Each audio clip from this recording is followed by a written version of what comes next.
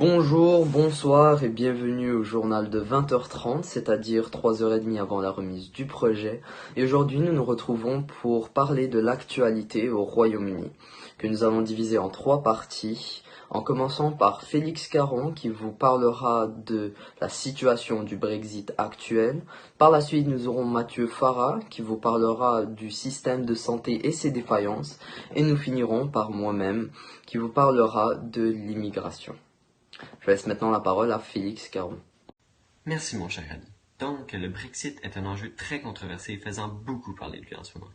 En effet, selon Radio-Canada, le samedi 19 octobre, de nouvelles décisions ont été faites sur le report de la décision finale des députés quant à la sortie du Royaume-Uni de l'Union européenne.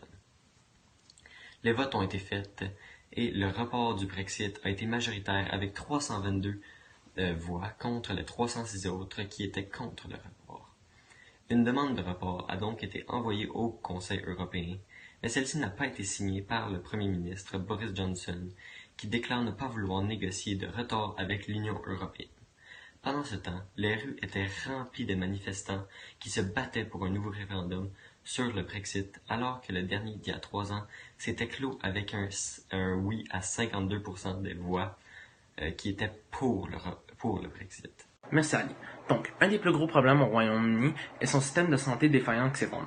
Premièrement, la population au Royaume-Uni, comme dans toute l'Europe, est de plus en plus vieillissante. En 2014, plus de 15% de la population avait plus de 65 ans et ceci coûte de plus en plus à l'État. Un homme de 65 ans coûte environ 2,5 fois plus à la NHS par rapport à un homme de 30 ans et un homme de 85 ans environ 5 fois plus. Deuxièmement, les installations et les nouveaux médicaments sont de plus en plus coûteux. En 2014, environ 9,7% du PIB au Royaume-Uni était investi dans le domaine de la santé, mais ceci n'est toujours pas assez et moins que ses pays voisins européens. Troisièmement, le système craque sous demande. Durant une durée de 13 ans, le nombre de patients à la salle d'urgence a augmenté de 40%. Ceci est dû au manque de centres d'aide locales. En 2017, moins de 90% des patients ont été traités à la salle d'urgence en moins de 4 heures. Merci. Le Brexit est un sujet qui fait polémique ainsi que la manchette de nombreux quotidiens. C'est aussi une problématique qui date et qui est causée par diverses raisons.